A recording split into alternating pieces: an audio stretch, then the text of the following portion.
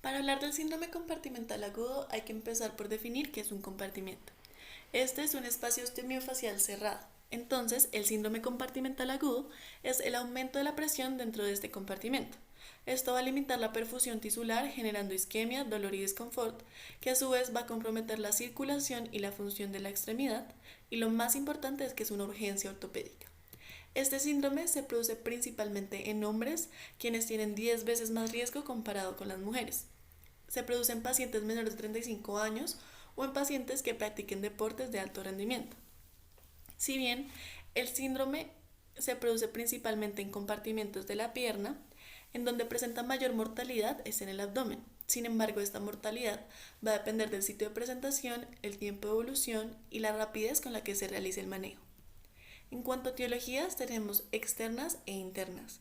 En las externas tenemos vendajes muy ajustados y compresiones por tiempos prolongados de la extremidad, por ejemplo en pacientes que estén bajo el efecto de sustancias psicoactivas o que presenten pérdida de la conciencia. En cuanto a las internas, tenemos quemaduras, sobre todo aquellas que comprometen todo el perímetro de la extremidad, lesiones con vasoespasmo secundario, fractura de huesos largos como la tibia, anticoagulación, trauma por aplastamiento o rhabdomiólisis. También tenemos etiologías que combinan estas dos anteriores, como sería una fractura de hueso largo, grave, asociada a una inmovilización rígida realizada de inmediato. Otras causas que podemos ver son hemorragias intracompartimentales postfractura, un edema tensión, fístulas arteriovenosas, lesiones graves sobre todo en casos de fracturas cerradas, edemas postrevascularización después de oclusiones arteriales o en traumas de alta energía con fracturas conminutas o segmentarias. Para hablar un poco de la anatomía, hay que ver que las diferentes extremidades tienen diferentes compartimentos cada una. Como lo hablábamos previamente, los más afectados son los que se encuentran dentro de la pierna. La pierna proximal, por ejemplo, tiene el compartimento anterior, el medial y el lateral. El antebrazo tiene el compartimento dorsal, el volar superficial, el volar profundo. La mano y el pie también tienen múltiples compartimentos que pueden verse afectados en este síndrome. Entonces, los eventos que llevan al síndrome compartimental agudo empiezan por lo que hablamos previamente, que sería una restricción externa o un aumento del volumen intracompartimental o bien las dos.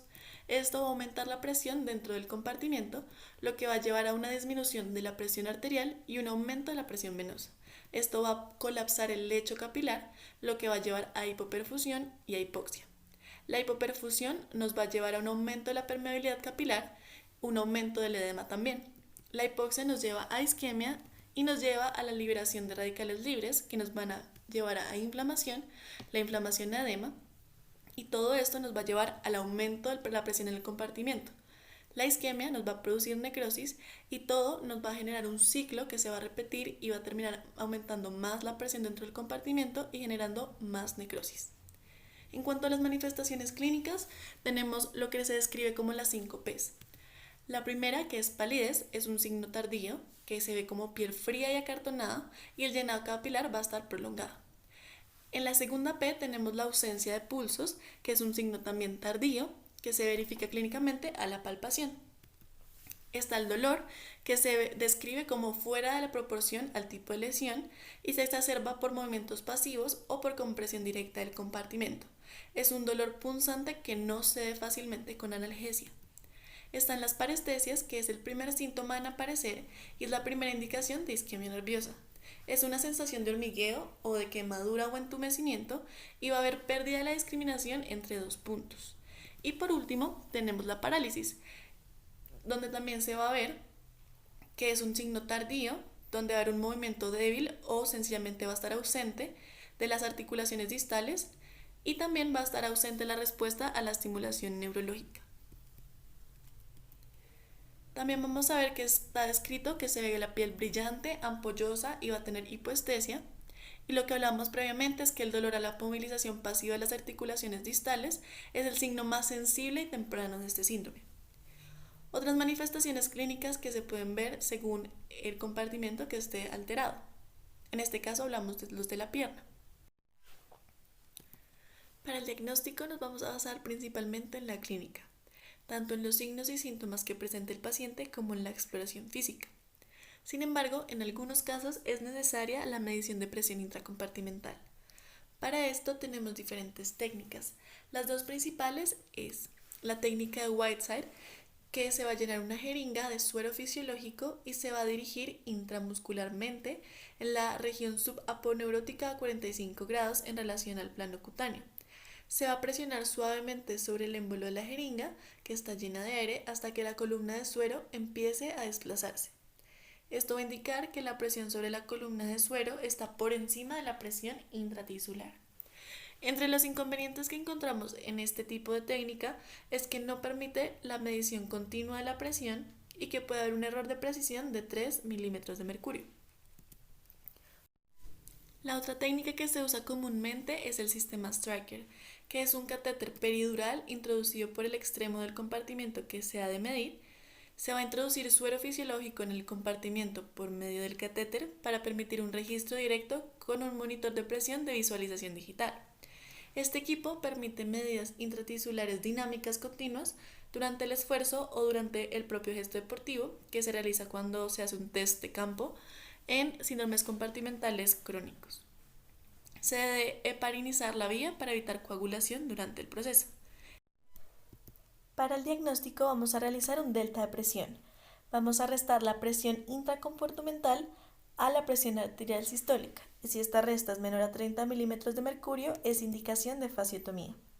Hay que tener en cuenta que la presión tisular normal va de 0 a 8 milímetros de mercurio. ¿En qué casos debemos realizar la medición de la presión intracompartimental? Esto va a depender del criterio médico, sobre todo en casos donde no es completamente claro el diagnóstico por la clínica, en exámenes físicos poco fiables o imposibles de obtener, dado por pacientes que estén con lesión neurológica, tengan anestesia regional, niños o pacientes inconscientes. Posterior a la fasciotomía, la herida se debe dejar abierta, cubierta con un apósito estéril. La idea es cerrarla lo más pronto posible de acuerdo a la evolución de los tejidos y la disminución del edema. A los 3 a 5 días se debe examinar nuevamente la extremidad de manera quirúrgica para evaluar si es posible realizar un cierre. Para el cierre de la fasciotomía se han descrito distintas técnicas que nos llevan al cierre definitivo de los tejidos. Entre ellas tenemos la sutura simple de piel, el injerto dermoepidérmico, que es cuando se obtiene una porción de tejido dermoepidérmico de un grosor variable y se transfiere al sitio receptor con el fin de cubrir el defecto de cobertura. Puede ser útil sobre todo en casos donde el tejido es friable y no soporta las fuerzas de tensión de una sutura convencional. Puede ser tanto la terapia definitiva como terapia puente hacia otro tipo de cierre. Y entre las desventajas que encontramos es que va a generar una lesión adicional en la zona donante. Otro tipo de técnica es la de shoelace, donde se van a entrecruzar elásticos vasculares que están sujetos por corchetes que están fijos a la piel de los bordes de la herida, como lo vemos en la imagen. Este va a permitir ajustar progresivamente los elásticos generando una tensión lineal. Otra técnica es una aproximación progresiva con dispositivos de tensión estática o, por ejemplo, también tenemos los dispositivos de dermotracción, que estos consisten en la colocación de dispositivos en el borde de la herida, como vemos en la imagen, los cuales mediante ajuste manual o autoajuste generan aproximación progresiva de los bordes de la herida.